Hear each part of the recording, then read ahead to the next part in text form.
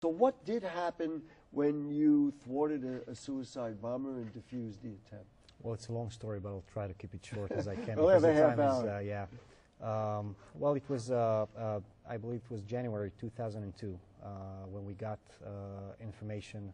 I was still in the Israeli police, a certain unit that was tasked with this specific type of missions back then to thwart or arrest or stop the wave of terrorism. Right. And one of our tasks were to actually catch the suicide bomber.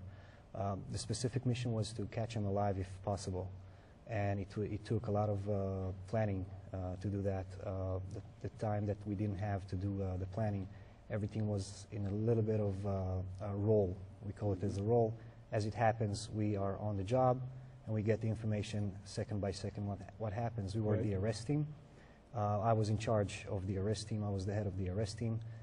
It was my call only how to make the arrest. Every communication in the area was shut down because we wanted to put the terrorist himself without any suspicion that we're on his tail. You had already identified who he was.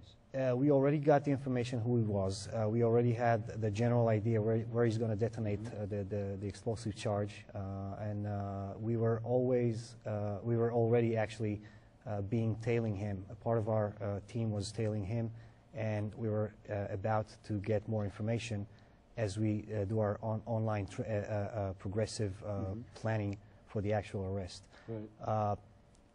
Something happened. Let's cut to the chase and get right to something happened in between, and we lost contact with the team, and I just was a little bit more concerned with the guy approaching the target and detonating before we can do anything else.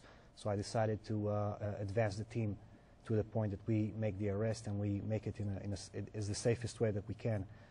The only information that we got that he has an explosive charge. We wasn't sure that he picked it up or he was wearing it already, but we knew that he's advancing to the final point.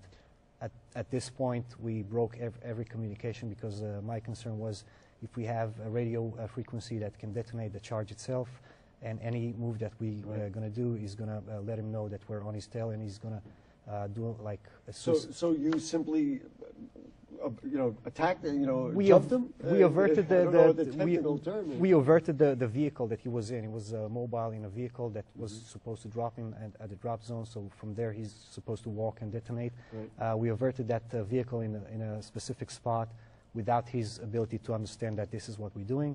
We were undercover. He didn't know who's coming, that we're actually in the act of the arrest. And he was pulled out of the car without being, and it took a few seconds. He was on the ground, a few fingers broken, but he survived. And lives saved, obviously. And of course, you don't really know where his detonator is, or you're going to really try to make sure. The detonator, the MO of the modus operandi was that he has everything set up for the explosive, and all he has to do is just to press the button. So you had to catch him before you did that. Yes. Well, thank you on behalf of humanity that you did that. Let's get to the point here. Sure. This bombing attempt was thwarted. It seemed to expose, even at this late date after 2001 and 9/11, a number of holes in our security. There have been a number of things tried to shore up the holes. Are you satisfied that right now we've done what we could do to keep not only Americans, but everybody secure in our airports? Absolutely not. Absolutely. That would be an understatement, actually, because I think that the last attempt that we had in December 2009, as we know it as the underpants bomber on the airplane. I wish it were funny.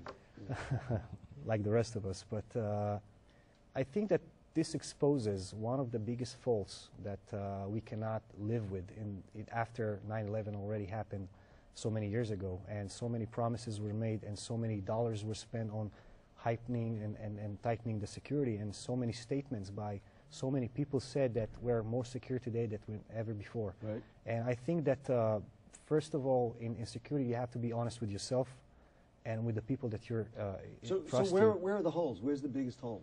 Well, where should I start? The biggest one. The biggest one is I would say, the biggest one is information sharing. That would be the first one that I would pinpoint if I would have a list to go by. And this was, in other words, CIA had information that maybe they didn't communicate to the TSA, which ultimately didn't get to the no-fly list. Exactly. In not necessarily in this order, but there's a big loophole in how we communicate between agencies, how information itself being processed. Professor Pinckney, let's talk from the people on the ground, so to speak. If you're a police officer or somebody in an official capacity, are you concerned about the same kind of thing? Definitely. I mean, information sharing is a concern, and I think on our end here in America, the biggest concern is that you have multiple agencies responsible for jurisdiction of the airports. One of the problems is in our country that airports can either have a dedicated police force or they can have an airport covered by a police force as part of their ordinary patrol functions. We have the Transportation Security Administration, obviously, here in our country that's responsible for the security at airports, but their powers are kind of limited. They have no authority to detain anyone. They basically are an administrative agency that's enforcing administrative rules by the FAA.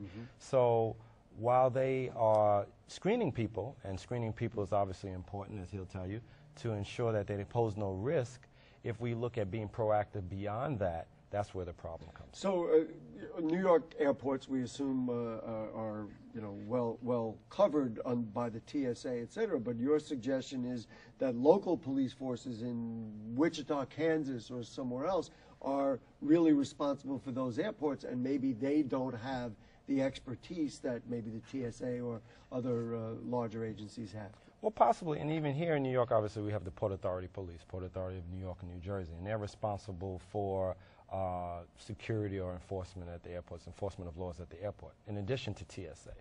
And the benefit there is that you have an agency that's trained in these actual security provisions. So they know, like this gentleman will tell you, that it's important to check IDs and do things like that. But a chain as strong as its weakest link. You can have the greatest security in the New York City airport, but take a small airport, whether it be in this country or another country, and if that's managed by a local police force or not as well trained, well, certainly if I'm diabolical enough to want to do it, that's where I'm going to try and get into the system. Of course. Obviously.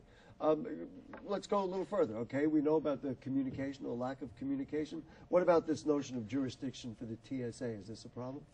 It poses a problem because every little aspect is just another layer of what we're trying to achieve in terms of final product of security. Because if we're now trying to control a specific area, who is responsible for it? Is that the NYPD and or the TSA? Port Authority. Who reports to whom?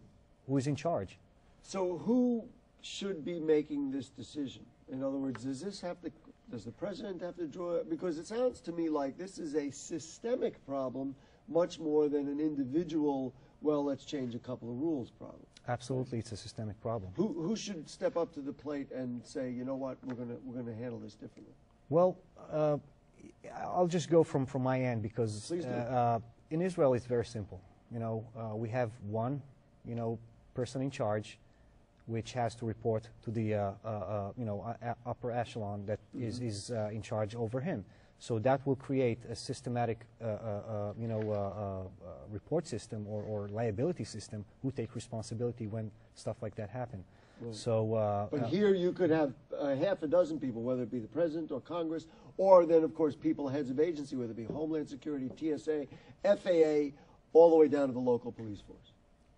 Exactly, and right. that's a problem because it's multi agencies, a lot of different training types of training, a lot of different types of responsibilities. So here we're talking about large systemic issues, and yet the response is, and I don't know whether it's done just to make the public think we're safer or that kind of thing, but what basically happened, they said, well, you can't get up in the last hour of a flight. Carry-ons in the last hour of a flight, you can't access those. How effective are those measures?